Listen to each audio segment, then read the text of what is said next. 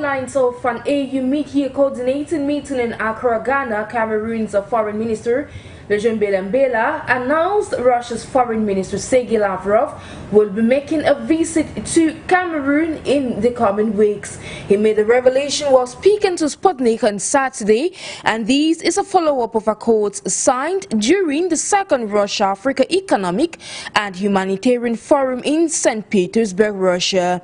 In recent years, Russia has been gaining influence on the African continent, with the Foreign Minister of Russia visiting several African nations, and this visit to Cameroon will further strengthen relations between both parties. Let's recall in June, Russian Foreign Minister Sergueï Lavrov visited the African continent for the sixth time in 2 years, including the BRICS summit, traveling to Guinea, the Republic of Congo, Burkina Faso and Chad. The discussions covered various economic projects as well as military and technical cooperation.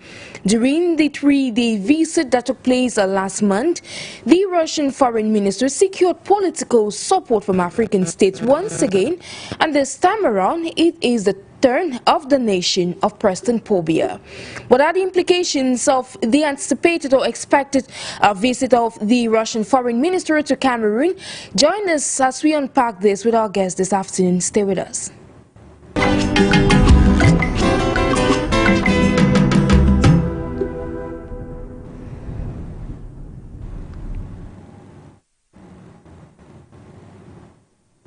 It is a new day, ladies and gentlemen. Thank you for always trusting your Pan-African channel For You Media Africa.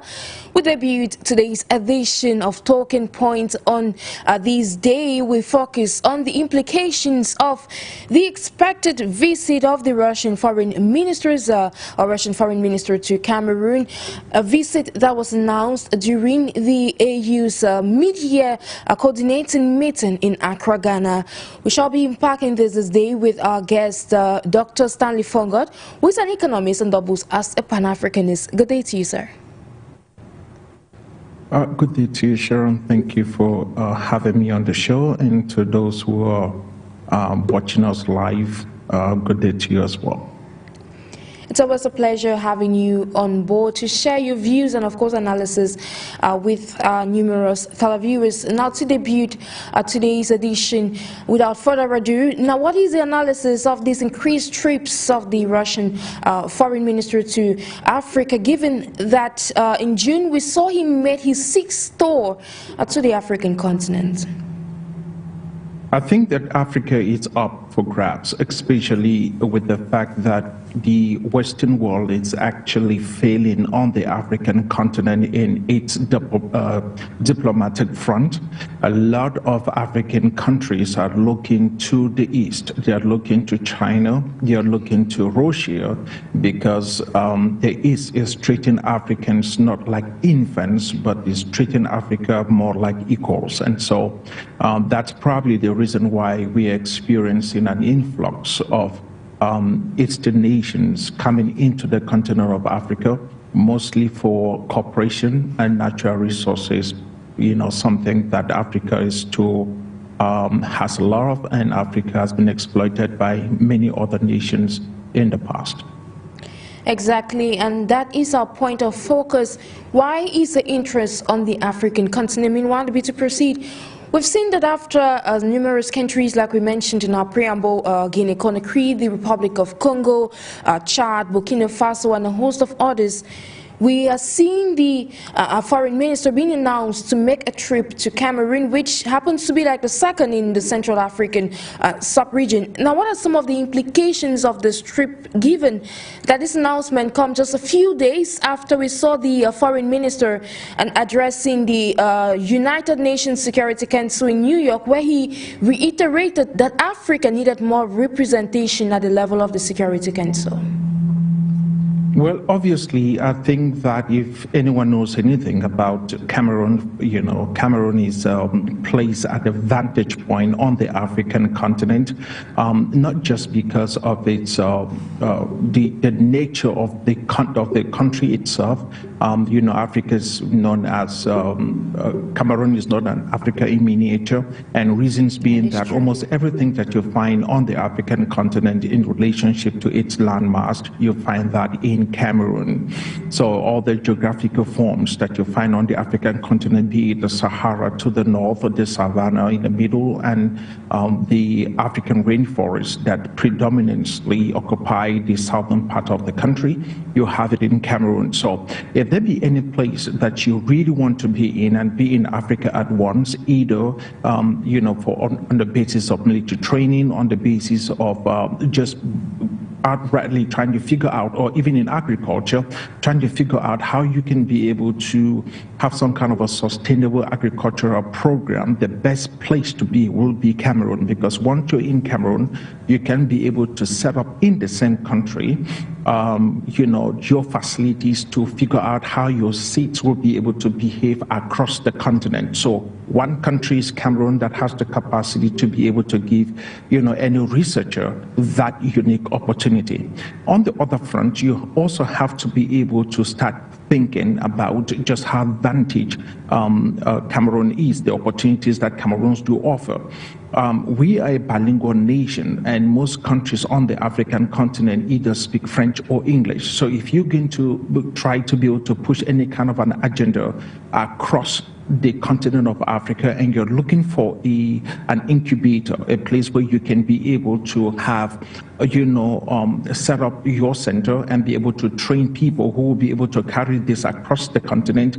There's no other place on the continent of Africa for you to do that than in Cameroon, because you will train both French-speaking experts and English-speaking experts in the same country, all right, and then be able to push them across the continent into those various countries that be it French-speaking countries or English-speaking countries. I think Cameroon is opportune to be that nation that you use on the African continent.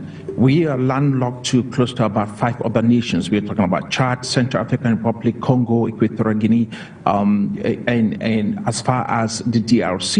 So if there was anything that anybody wanted to be able to do, you really, especially in the Central African region, you have to be in Cameroon. So Cameroon is a hotbed. As a matter of fact, it's a place where everybody wants to come to because of our vantage point on the continent of Africa, our uniqueness as a country, and the opportunities that we present across the region. Thank you so much. Like you mentioned, Cameroon is Africa in miniature. To capitalize on that, in a bit to focus on the economic aspect of this point, like you said, Cameroon is the third country which the foreign minister shall be visiting in the Central African sub-region. But then, looking at the vantage points, which is something you mentioned so beautifully well, now, what are some of those economic or say lucrative aspects that the African or say Cameroon possesses that could actually attract investment when you're anticipating this visit of the Russian foreign minister? Well, just if you look at something like agriculture, and which is one of the corporations that Russia will be having, especially with Cameroon, there are so many military, but just look at agriculture, for example, and for the fact that we are actually trying to be of age so far as our agricultural sector is concerned. We really, if there be anything else that Russia needs to be able to do, it's to be in Cameroon. And the reason for that is because once you're in Cameroon, you will now have the capacity to be on the continent of Africa. So if you have a particular seed, for example, that you were trying to be able to see how well it will do on the African continent, it is not a one-size-fits-all for the continent in itself, because if you look to those countries around the Sahel that are actually, suffering from the encroaching of the Sahara, those seeds has to be a lot more resistant to heat and God knows whatever is happening in the Sahel. You can have that same climate, you can mimic that same climate in Cameroon. You can mimic the savanna. We have the savanna in Cameroon, so you can have seeds that will survive within the savanna. So you can come to one country like Cameroon and then be able to engineer the seeds that you're looking for to make sure that they have the capacity to survive across the continent. And Cameroon has the geographic, nature and relationships to the different zones that we have on the country, in the country that mimics the continent. And if we were able to, if you just basically were interested in agriculture, Cameroon will be the best place for you to develop the seeds that you need, you know, if you're really trying to push this across the continent. There are so many areas of cooperation with Cameroon that there is just no reason why any country, not just Russia, why no country should be able to come into Cameroon. We are rich in our natural resources, talking about. As a matter of fact, Cameroon right now is partnering, I think in the economic front, we are partnering with Russia in the area of oil and gas, all right, and minerals. So we are actually benefiting from, technology that is coming in from Russia for us to be able to exploit our oil resources and gas resources. And those are some of the areas of cooperation that we are actually having now. Thank you so much, Dr. FONGOD. Now, Nabi, to proceed, like you've mentioned, Russia and Cameroon are already partnering in terms of finding how to boost cooperation. But then, according to Cameroon's Foreign Minister Mbela, the visit, which is so much anticipated, is part of talks that debuted during the second Russia-Africa Humanitarian and Economic Forum there in St. Petersburg, which we mentioned on in our preamble. But then, how would such a visit, because you mentioned it's going to impact the agricultural sector, but being an economist, how is this visit going to impact the economic trajectory of Cameroon? One of the greatest difficulties we face in Cameroon is the fact that we lack funding. There is just not enough money coming into the country from those who are trying to be able to invest, be it VCs or foreign direct investments into the country. We don't have that. So as a result of having these corporations, we hope that we should be able to have, companies that come out of the country with a lot of capital to be able to invest in the country. I think that Cameroon is ripe enough, either be it from the agricultural perspective, from technological perspective, to be able, to receive these monies and actually put them to good use. We really need a lot of infrastructure development so far as Cameroon is concerned. I think that our railway infrastructure in the country is absolutely shameful. We are still using draconian systems that were created during the colonial era. Those are the railway tracks they were using. We need to be able to have those infrastructures to ease communication and, within the country. Our road systems right now is nothing to write home about. They has to be funded. We need to be able to talk to countries that has the money to invest in the country so that we can actually be able to spur up productivity. We have what it takes to become competitive in the marketplace in the 21st century, but the reality is we are lacking in, because we do not have the money to be able to develop different sectors of the country, either be it in the mining sector, be it in the agricultural sector. We need money to be able to develop these sectors. There's also a thriving tech sector that is coming up, especially within the fintech, sector, of which, if developed properly, we should be able to get a lot of young people within the country, hired, and put them to work. And also secondary industries will develop as a result of these other industries, that have had funding and that is thriving. And then, we'll be able to reduce those who are unemployed within the country and spare prosperity for everybody else. Absolutely. Now, most of the visits we have mentioned earlier on the African continent so far, which you mentioned, have centered on economic as well as military cooperation. But then, in a bit to shift back and focus on your remarks earlier, you said Africa, or Cameroon, so to say, needs investment. We saw a report from the Cameroon Investment Forum that was published several months ago that showed that investment into Cameroon in terms of its economic growth has dropped over time. Now, when you look at this from a critical as an economist, what explains this drop and how can the country address this problem? instability. When you have a country that is always at the brink of war, you have no idea what's going to happen next. A lot of those who have the money to be able to invest are absolutely scared of doing so. So the truth of the matter is that the conflicts we have in the Northwest and the Southwest region has drastically reduced the amount of foreign direct investors that wants to come and contribute and give us money in the country, and so they are not coming because they are not too sure what will happen in the nation. And this goes across the continent of Africa. You just look across the continent and find out those areas that are under constant, fighting and wars, civil wars, left and right. You realize that they have very few people who are willing to come in, and invest because they are not too sure they will be able to get their money back. So stability is a huge factor when it comes to investors. They really want to make sure that the country is stable. They want to make sure that there's some kind of continuity. I mean, if you also have a country that is stable, but you keep constantly having, the coup d'etats left and right, a lot of people stays off from those countries. Reasons being that whoever comes into power most likely will not respect the terms of those who, or whatever contracts or conventions that were signed long before they show up in power. So it's quite difficult for people to trust countries, that are always on the brink of war or having some kind of an internal conflict. We have to be able to manage the situation in Cameroon properly so that we can begin to attract foreign investors again.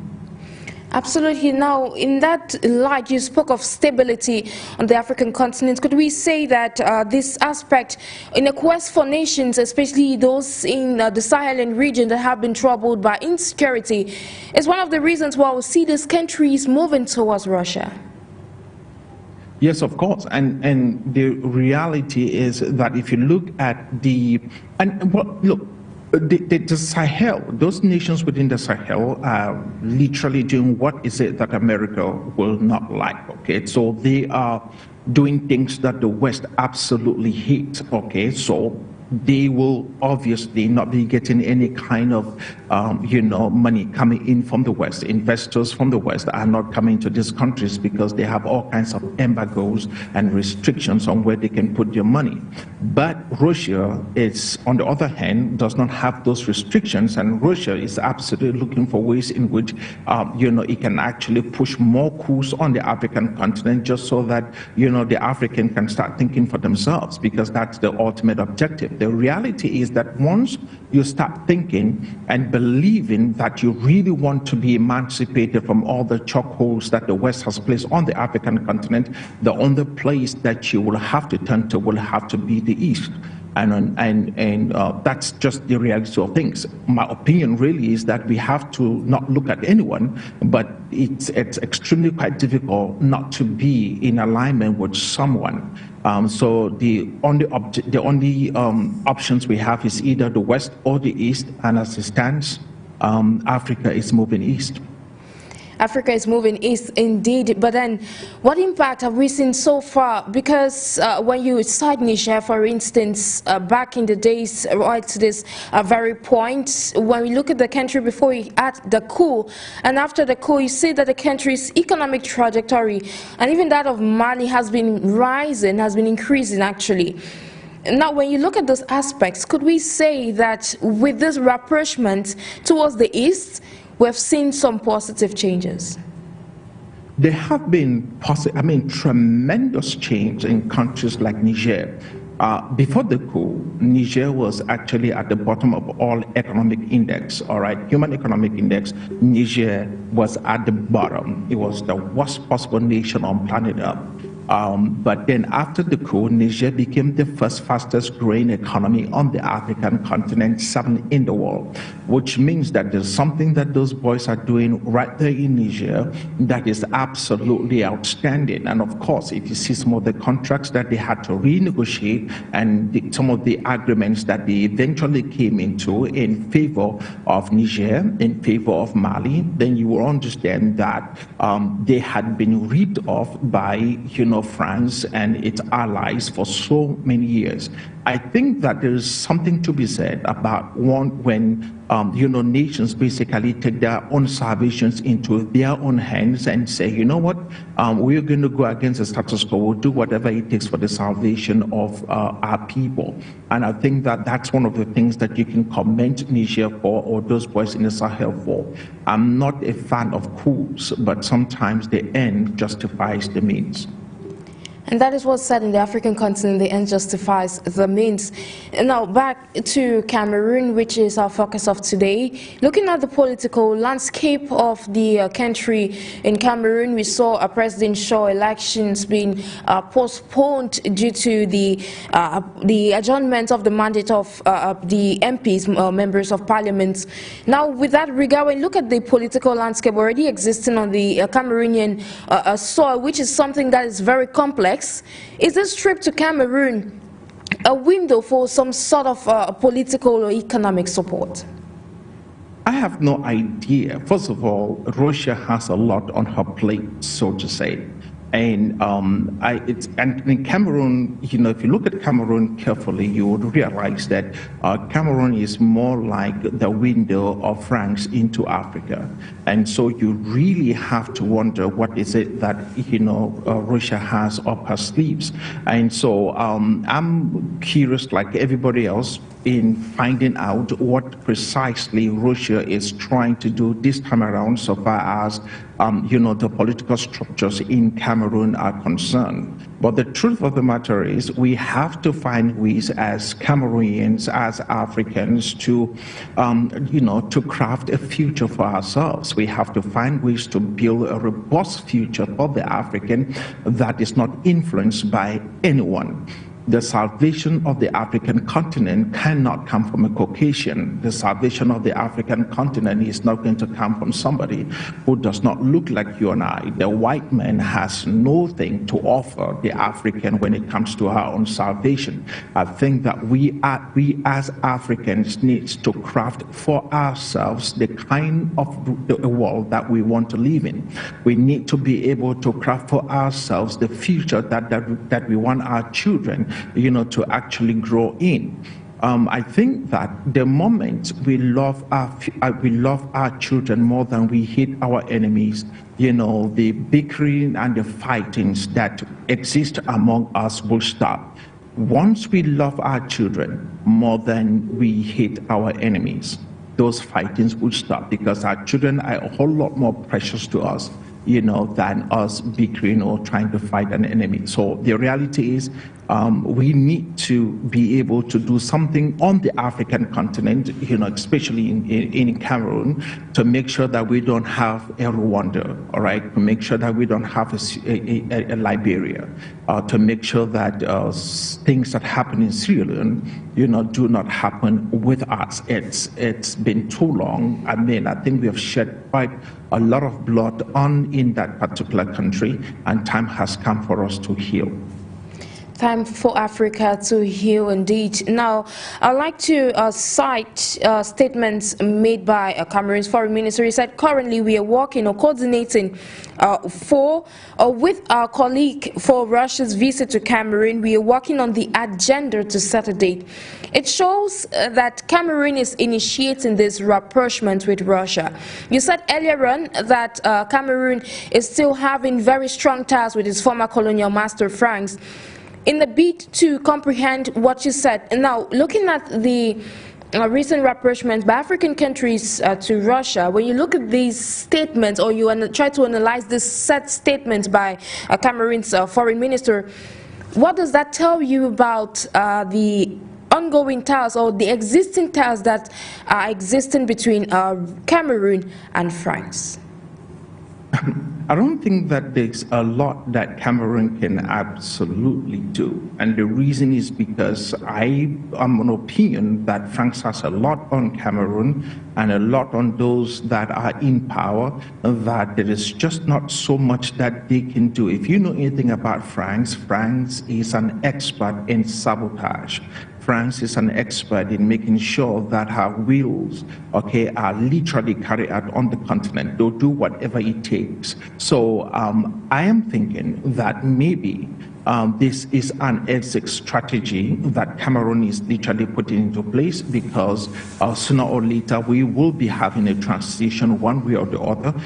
We'll have another person who comes into power, because currently I don't think the president we have now, can't be able to contest for any more elections. I don't think he's going to be running. I think that he will have to step aside for another person to take over. And if that was going to be the case, then we will literally need to have a new future. There has to be a new day in Cameroon. But I don't know. I don't know exactly what he will decide to do. There are a lot of folks in Cameroon that will, that if he ran, I guarantee you that there's a lot of folks who will still vote for him. And the reason is also because in a country where you probably have about 50 people, trying to be in power, everybody else is, laying claim on power. They want to they want to rule the country.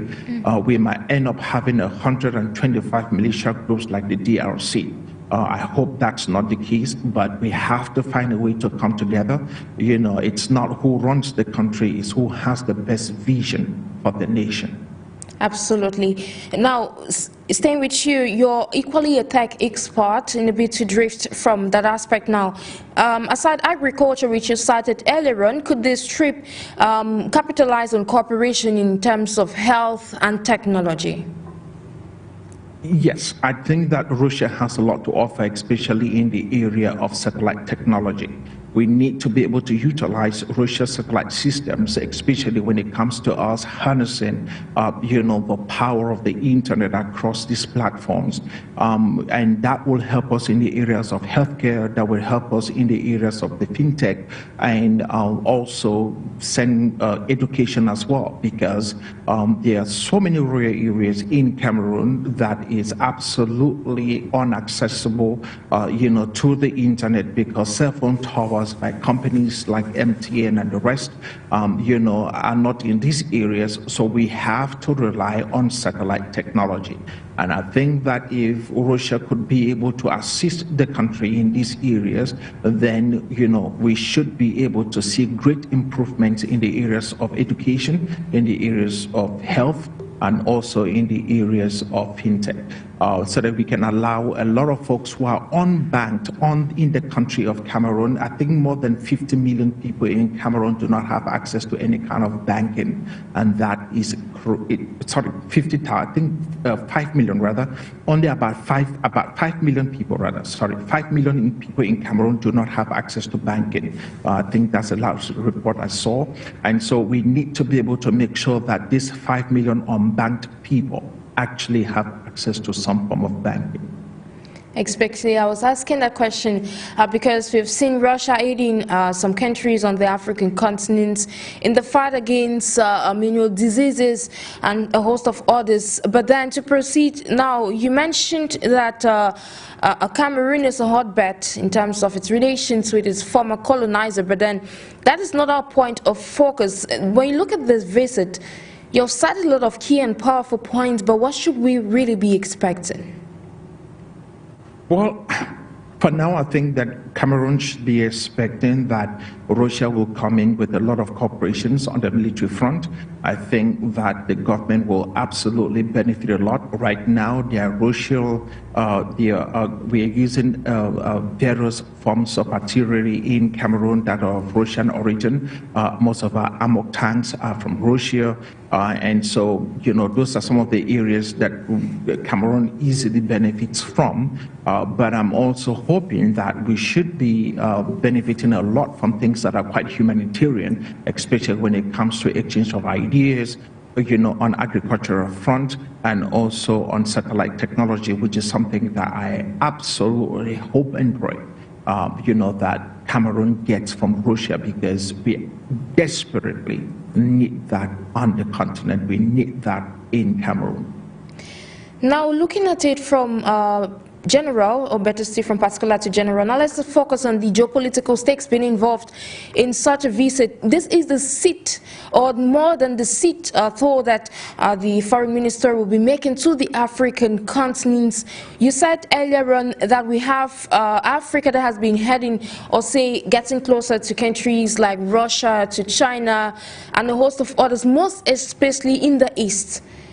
Now, how does this affect geopolitical tendencies, especially at a time when we're seeing the world facing certain challenges? One of the biggest U.S. embassies in the Central African region is in Cameroon, and that embassy basically stands as a staging ground for whatever she wants to do in the region. A big blow will be for a country like Russia to have a geopolitical influence, in Cameroon by having some kind of a military base, which is, I guess, that's one of the things that Russia is absolutely looking for. And as we get into a position where the world is now struggling and trying to find some kind of a balance, in fighting with the United States and its Western allies, I think that Cameroon will now become a place where Russia will want to have its military base. I'm not a fan of anybody's, of any of these countries, either be it Russia, China, or the United States, having military bases, on African soil. I think that is, it's a gross disrespect to the African. We don't have any military base. I don't think Cameroon can show up in the United States of America and says, we're trying to have a military base in the US. All right, or we can go to Russia and says we're trying to have a military base in Russia. That will not happen. For some strange reason, the mere fact that any of these Western countries can just show up, or Eastern countries for that matter, and show up on the African continent and be telling us that they're trying to plant a military base, it's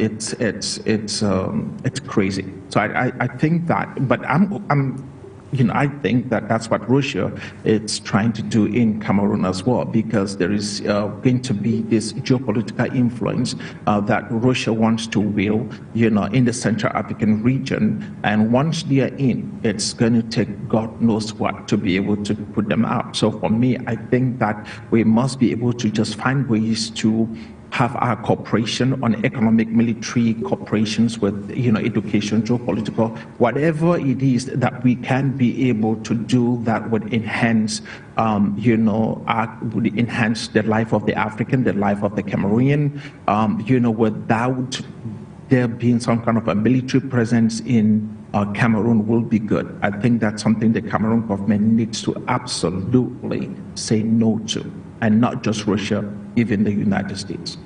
Okay, now since you spoke about African solidarity, I'd like to stay in that line, and that call resonates with some of the calls made by several African leaders over the weekend, in line with the African Union mid-year coordinating meeting that took place in Accra, Ghana. Now I'd like to ask you, we've seen or we've heard a lot about this call on integration, solidarity, collaboration for stability on the African continent over time, and it's becoming like a song. But then, how can African leaders take into consideration all the aspects involved, take into consideration unity, key unity, strength, for them to be able to address this issue of solidarity in Africa, so it can definitely lead to integration and stability? Well, I think that we can be able to have some kind of real integration on the African continent when it comes to the area of energy. One of the things I've been thinking about is this: if we will be able to find ways in which we can actually set up nuclear plants on the African continent, maybe get a country like Russia to actually help set up those plants, then we can be able to supply energy, not just in Cameroon, but across different regions on the African continent. Energy is something that countries like Nigeria, Ghana, will absolutely need, and it will be a huge, platform for regional cooperation on the African continent. We have to be able to solve the energy problem. Once the energy problem is solved, small and medium-sized enterprises will be able to have the power they need, to literally expand their production capacity, have them to be able to be involved in other aspects of production that they're not doing now because they don't have the power, needed to be able to carry out those activities. You can be in a place like Nigeria that runs on generators, or Cameroon that is increasingly becoming a generator nation, rather than the hydroelectric power that comes from places like Idea. We have to be able to find ways in which we go nuclear. I think that corporations in this, corporations based on products, cooperation based on projects will be the best way for us to start talking about some kind of a regional integration. Now, focusing on this growth or integration equals economic growth equals development, we noticed Cameroon had mentioned or declared its interest to join the BRICS group of nations, of which Russia is one of the key founding members of that bloc, and of course it's been gaining grounds on the African continent, with numerous African countries showing interest to be part of the group of emerging economies. Now, this visit, how possible or feasible is it that this visit will focus on Cameroon declaring how committed it is to joining the BRICS Plus group of nations? I think that almost every country on the African continent, it's in her best interest to be part of the BRICS. The reason is because the International Monetary Fund, the World Bank, it's as biased as it is because obviously it's controlled by the West. So if you had to go to the international, if you have to go to the World Bank and you're trying to get any kind of money, it's all about the West. So if you are at loggerheads with the West, you're getting nothing. So if the BRICS becomes or actually replaces the World Bank, and have some similar structures that can begin to fund projects on the African continent, every other country on the African continent is going to go east. That's just the way it is. These countries need to develop, and they need the money to be able to do so. We have the resources on the African continent, but we have been looted for years on phantom projects that makes no sense. We have been given money to carry out projects that will not bring about development. The West tells us they're going to give us money, but then they insist on the kind of projects we need to do, which is really not how it's supposed to be. I think that the African is smart enough to know exactly what they need their money for. So once the BRICS start having these structures, I think everybody is literally going to start looking to the east. And that being said, I think that what the BRICS platform stands for, especially when you start looking at countries like French-speaking countries on the African continent, none of those countries wants to have anything to do with France. And that also means they don't want to be part of anything that has to do with any Western country. If that was going to be true, then Russia and the Eastern Bloc would have to be where they go to, and obviously the only platform that supports them would not have to be the BRICS. So if you see different African countries trying to be in the BRICS club, then it's no surprise. But I'm hoping that Cameroon should somewhat consider actually being part of the BRICS nation. I think that we have nothing to lose walking away from the West. Absolutely. But then when we're looking at this, we have highlighted it's going to benefit the country now in terms of its economic growth, alleviating the country, because we started earlier on that the country might have gotten short or fallen short in terms of attracting investments into the nation. Now, so you're highlighting that with the presence or integration into the BRICS group of nations, we should be seeing Cameroon being able to move away or to overcome the economic impasse that is plaguing the country? Yes, for sure. I think that we really need to be able to do that. There's nothing that we are losing not trying. Unfortunately, you know, I know there will be folks who go, well, you know, we can't do that. We just can't. But the reality is the status quo has been in existence for more than 50 years and nothing has happened. We have not had any meaningful development that has come from the West. You know, in relationship to what has been taken out of the continent, it has been a net loss for the African. So we have to be able to find ways in which we start making gains, we start making profit, you know, rather than running a balance sheet that's always in the red, which is too often the African story.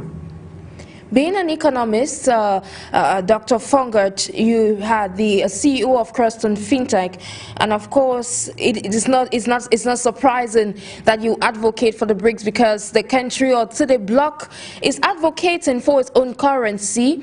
Now, when you look at this, with in a bit to understand this visit of the foreign minister to Cameroon.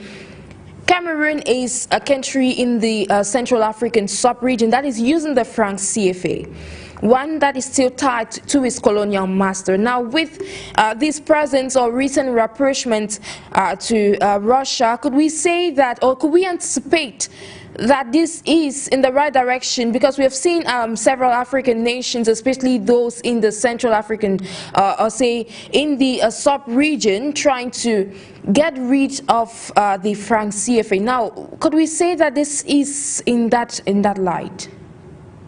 Yes, of course. The truth is, any currency that the BRICS will come out with will become a currency that will replace almost every other currency on the African continent, especially with currencies within the CFA and those living in those French zones. The reason is we don't really even need to tell francs, you know, we come collect your CFA and let us be. No, we just have to start using another currency in its place. That's all we need to do, and then start settling our debts, you know, with this new currency, and that will automatically bring, you know, it would die in natural, the CFA franc would die in natural death.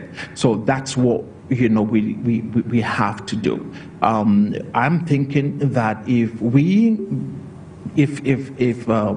the BRICS comes out with its own currency, I hope that that currency is backed by a commodity. That's the only thing that will give us the kind of stability that we need, you know, for the currency, so that we don't have all kinds of fluctuations in relationship to its value.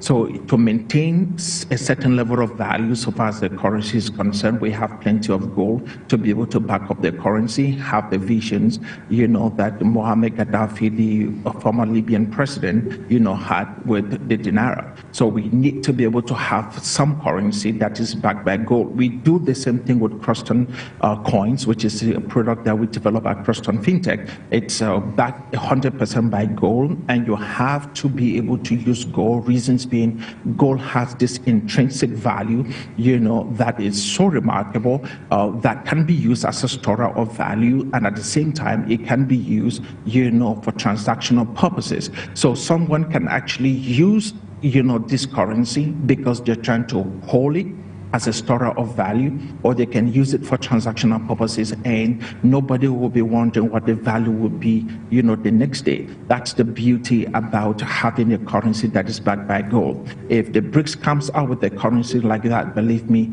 the dollar will begin, you know, its initial decline, and the dollar will eventually be replaced by this currency.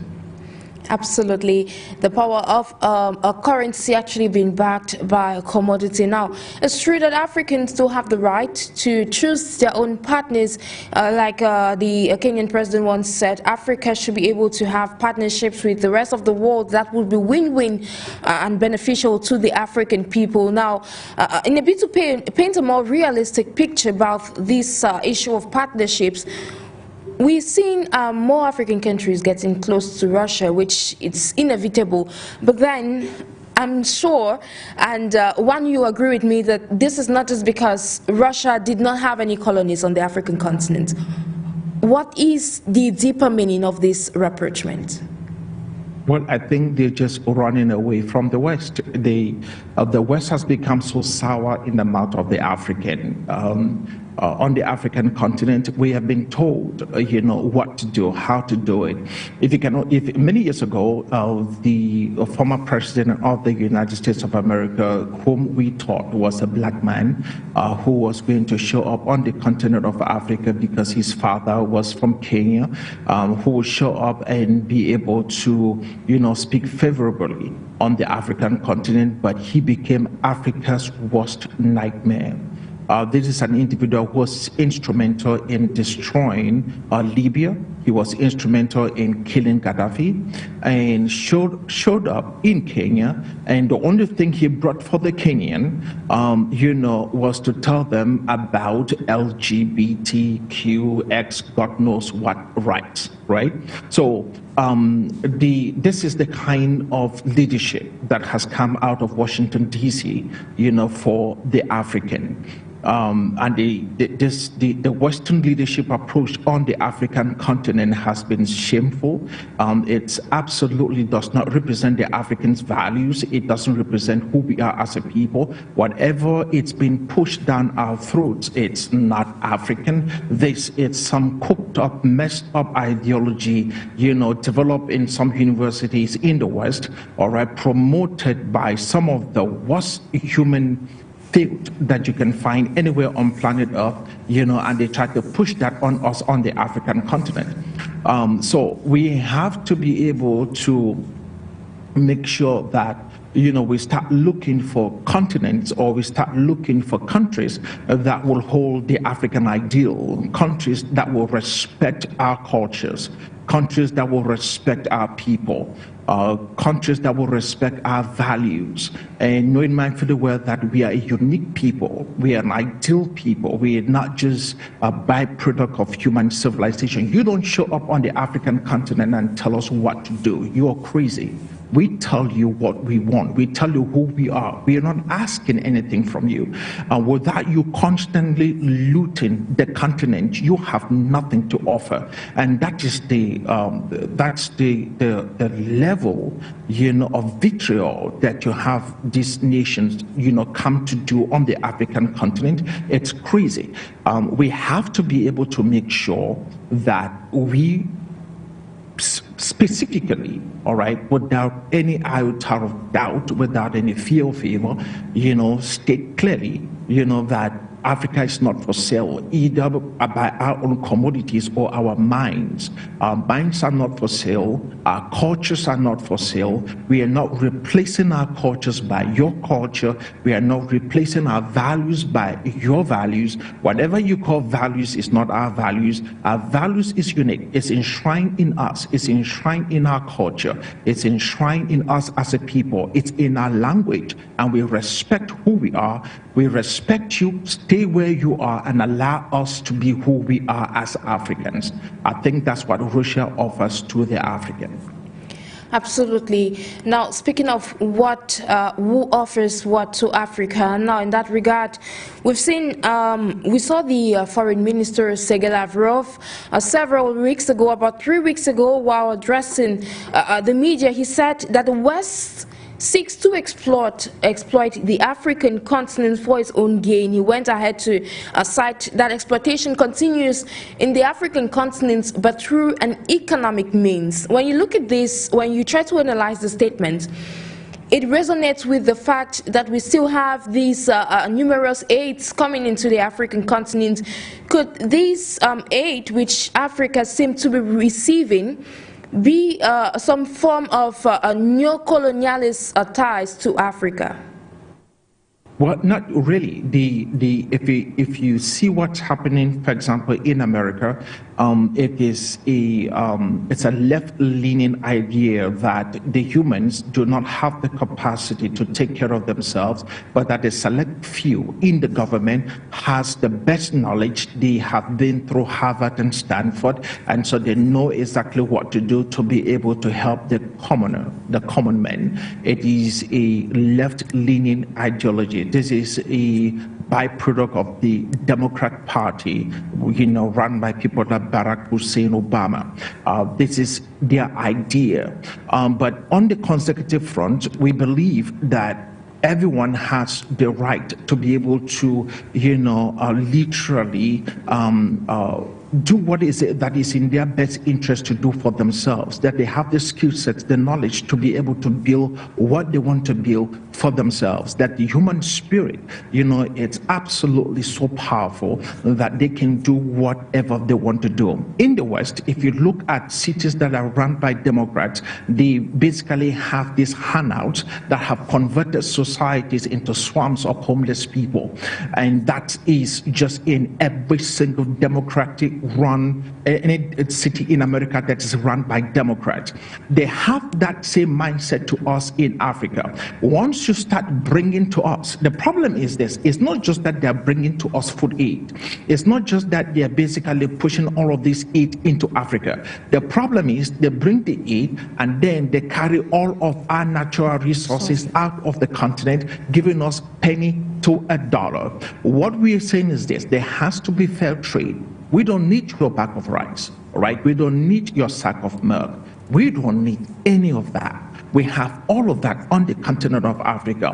What we are saying is this, we have a kilo of gold, pay us for the fair value of the kilo of gold, get out of the DRC, stop the war in the DRC, hold companies like Apple and Samsung responsible for the crimes that is being committed daily in the DRC, and then make sure that there's some kind of reparation on the continent of Africa, not just for slavery, but for the economic looting that has been taking place on the continent of Africa for the last 6 decades. If we are able to do that, then I think that we'll begin the conversation as to what benefits the African, that the African will begin to develop her own programs, that the African will be instrumental in building up her own farms and trying to make sure that she partners with countries that have her best interest in heart, and let it be a win-win situation, and not just that we're going to have countries in the West who comes to Africa to tell us what we need to do,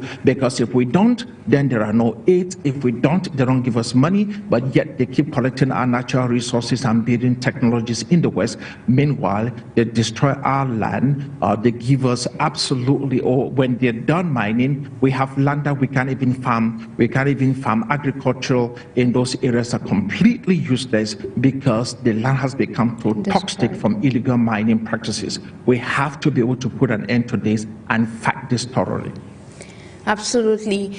Now, in recent times, we've seen reports that have stipulated that countries in the eastern part of the African continent are growing well in terms of their economy. Now, in that regard, we've seen in several years, Russia's attention has been in the southern part of the African continent. We've seen it in the western part of the African continent, in the northern part of the African continent in terms of cooperation with oil and gas, energy, and so forth. We've equally seen this in recent times, now in the central part of the African continent. Now, why is there limited cooperation with countries in Eastern African nations? Well, there has been a lot of talk on that front, and the thing is, once you have countries that have signed up very long conventions with other countries, you have people who have been placed in power by Western, countries, it becomes extremely quite difficult for them to be able to have access into those nations and to go into negotiating, as what they need and how they need things done. So it is extremely quite difficult for, for Russia to have its footprint, in the eastern part of the continent. But that too is changing. If you look at a country like Kenya, I think Kenya has literally gone through a shellacking. It has gone through a beating, for the last couple of weeks, and as a result of the protests. This is always what precipitates, the other foreign nations from coming in, because obviously whatever is happening in Kenya right now is anti-West. those sentiments might not be pushed right now, but sooner or later, just like in all African countries, whoever tries to be able to show up in support of the government will end up, on the wrong side of the protesters, and then that will be the end of that collaboration with whichever countries tries to stop this. Thank you, Mansi. Ladies and gentlemen, if you're just joining us, this is Talking Point over your Pan-African channel. For you Media Africa, you're watching us on For You Television, on different platforms. And of course, you're watching us on or listening to us on For You Radio FM 96.3. We're streaming equally live on YouTube. Now, today's focus is on this anticipated visit of the Russian Foreign Minister Sergueï Lavrov to Cameroon, as announced by Cameroon's Minister of Foreign Affairs. And of course, we asking the question in the course of today's edition: what are some of the implications on the political, economic, as well as education or health fronts? So we're analyzing this with our guest this day, Dr. Stanley FONGOD. Now, back to you, Dr. FONGOD. Now, you've cited a lot of key points. And now to dive right into statements made a long time ago by Russia's foreign minister. He said that Russia is pleased that Africa has been steadily gaining political weight over time. When you look at countries, for instance, in the western part of the African continent, could we affirm that they're actually gaining political weight? Well, if you're going to look at the western part of the continent, and you're talking about countries gaining political weight, I think that those with the highest amount of influence will be those boys in the Sahel. And I think that those are the people who basically have inserted themselves on the world stage, and they have told the Western world, we are not to be played with. And Russia is actually in these countries as well, supporting them, on the military front, and also in areas of security, in areas of telecommunications, satellite technology, and all other infrastructures that these nations do need. The western part of the continent is, I think we're doing what we're supposed to do, but I am not that optimistic about countries like Ghana. I'm not in favor with countries like Nigeria, with their continuous cooperation with Western countries at the backs of, the African, always trying to be able to influence whatever progress we make on the continent of Africa for our own liberation. As long as countries like Nigeria continues the collaboration that they have with the Western world, it becomes a little bit quite difficult for me to talk about any kind of progress being made on the African continent in the Western region, especially knowing mindfully well that Nigeria is the most populous nation, on the continent. We have to find ways to turn Nigeria, away from the Western world, at least let Nigeria stand alone. I want Nigeria to think for herself. I want her to do what she needs to do for the interest of the African and her own people, rather than taking marching orders from Washington, D.C. Now, speaking of countries in the sub-region, you cited, and Cameroon, like you said earlier on, is a hotbed and has different neighbors across the region, like Nigeria and a host of others. Now, could we say that these countries, Russia is marking its footprint is actually very much strategic? We've seen countries like Burkina Faso, we've seen Mali, we've seen Gabon, we've seen the Republic of Congo, and a host of others, Chad inclusive. Are these countries being carefully, or is it part of a strategy? Is it carefully being chosen in a bid to mark its own influence on the African continent? Yes, of course. I mean, you have to understand that Russia has been in Central African Republic for many, many years now. Russia is actually in Central African Republic, the CRA, and they are, running a lot of operations in the CRA. And unfortunately, a lot of Africans do not even know that. So the presence of Russians on the African soil is not something, that's new. What is new is the diplomatic nature in which they are carrying out things right now, coming out in the open and saying, this is who we are here, we're looking for corporations, what can we do together, which I think is the best possible thing that Russia would have done in the Central African region and on the continent of Africa, as a whole. If you're asking why is Russia doing this now, it's because there's a huge vacuum on the African continent created by the West.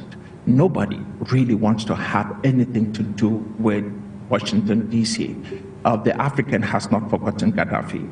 The African has not forgotten the LGBT push on their necks by this current administration and also by people like Barack Obama. So we are doing whatever it takes to be able to make sure, that the African literally pulls their weight. Remember that one of the worst atrocities on the African continent was the '94 Rwandan genocide, and that genocide came as a result of the fact that there was another Democrat who was in power, whose name was Bill Clinton. All right, many times on television, then Secretary of State, I think Madeleine Albright, will state clearly that there was no evidence that there was any genocide taking place in Rwanda just because they didn't want to send troops. We have not forgotten, and there's no reason why any African should forget. They can collect the gold, but when it comes times for them to be able to help on the crimes that they have engineered on the continent of Africa, everybody stays away. So the apologies offered by men like Bill Clinton means absolutely nothing. As a matter of fact, it's not worth a dime. So far as the African is concerned, it's not worth anything. And any apologies, given by any of people like Barack Obama saying one of the worst thing they ever did was, killing Gaddafi, nobody cares, all right? The African do not care.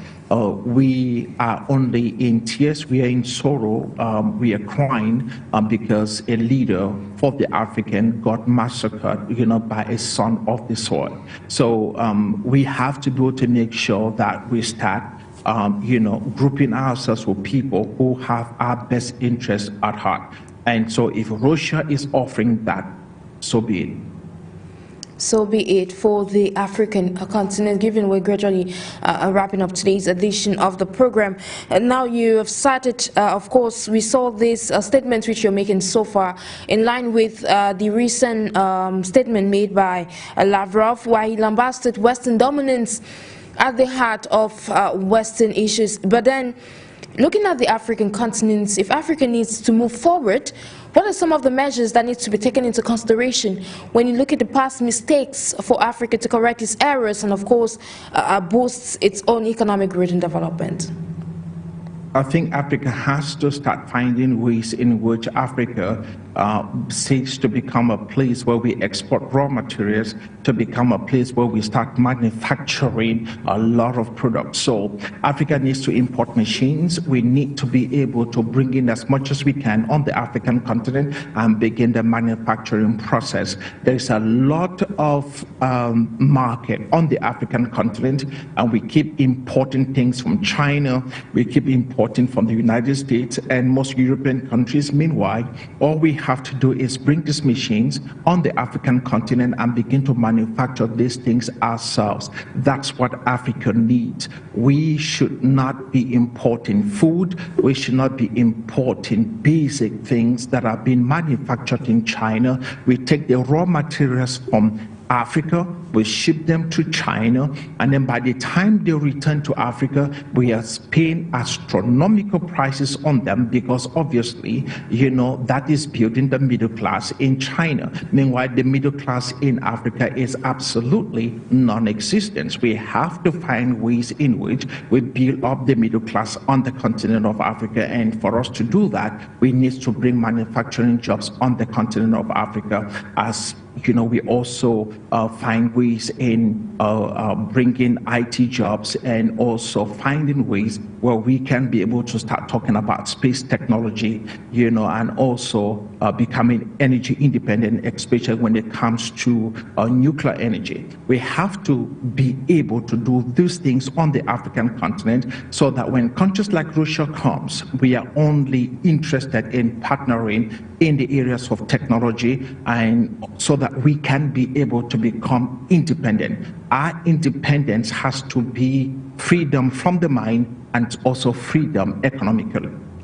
Exactly, and of course, partnering in terms of technology comes just a few hours after we saw the African Union Commission Minister in terms of agriculture and digitization that announced that the African continent shall be implementing the African Digital Compact, which is a vision that intends to bring to the African continent artificial intelligence for the safeguarding of African cultural identity and, of course, boosting development on the African continent. Now, to wrap up today's conversation, Dr. FONGOD, in your perspective as a Pan-Africanist and as an economist, what do you say is the way forward, or what would you advise for Cameroon as they move forward with this, say, new rule of cooperation with Russia?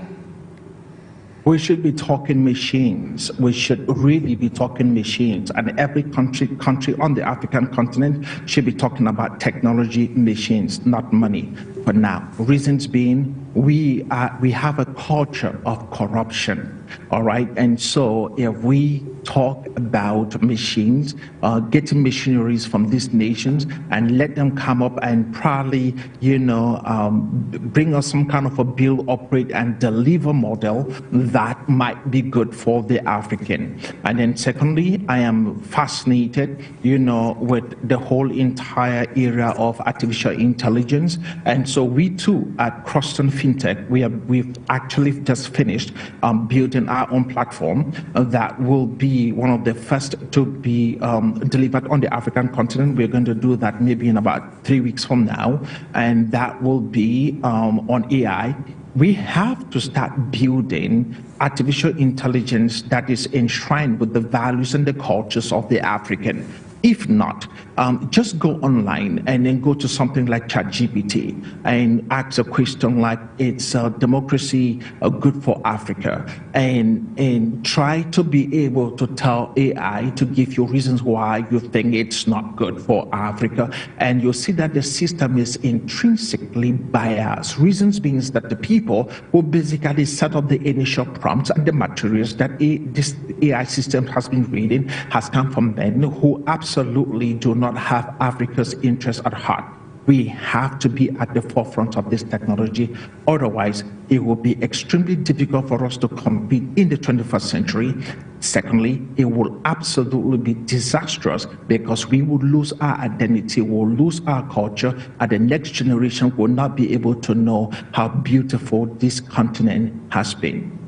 Exactly. Africa has at heart to preserve its own identity in this quest. And now, in just a few seconds or in a few minutes, to ask this last question, Dr. FONGOD. Now, we've seen Africa and this recent call for a collaboration amongst Africans in the bid to amplify the quest for Africa to be strong at an international scene. Now, you said something very important, but how can Africa tap into this new call for collaboration, and especially a country